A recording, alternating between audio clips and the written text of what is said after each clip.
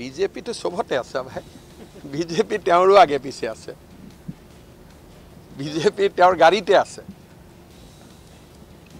কি কথা পাতি আছিল কালি ৰাতি হেতু যদি মোক খুদে মই কৈ দিও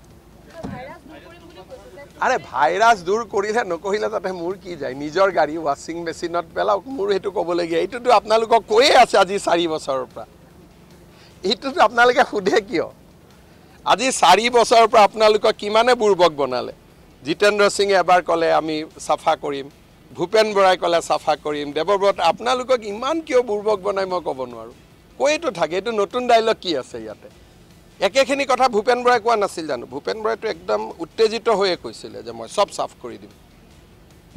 কাক কৰিলে এতিয়ালৈকে মই কৈছো মুখ্যমন্ত্ৰী ঘৰত কংগ্ৰেছ আছে এতিয়া মই ক'ব পাৰো যে মুখ্যমন্ত্ৰী ঘৰ ভিতৰৰ পৰা দেখিবলৈ কিমান সুন্দৰ তেওঁলোকে যে দিল্লী প্ৰাক্তন মুখ্যমন্ত্ৰী অৰবিন্দ কেজৰিৱালৰ ঘৰলৈ বহুত ৰাজনীতি কৰিছে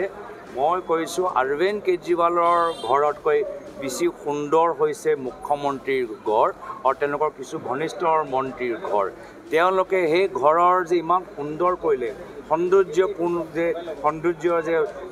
আনিবলৈ সক্ষম হ'ল এই টকা পইচা কাৰ নিজৰ নে ৰাইজৰ এইখিনি কথা আমি জানিব লাগিব আপোনাৰ এজন মুখ্যমন্ত্ৰী তাতে আছে কংগ্ৰেছ আছে মুখ্যমন্ত্ৰী ঘৰত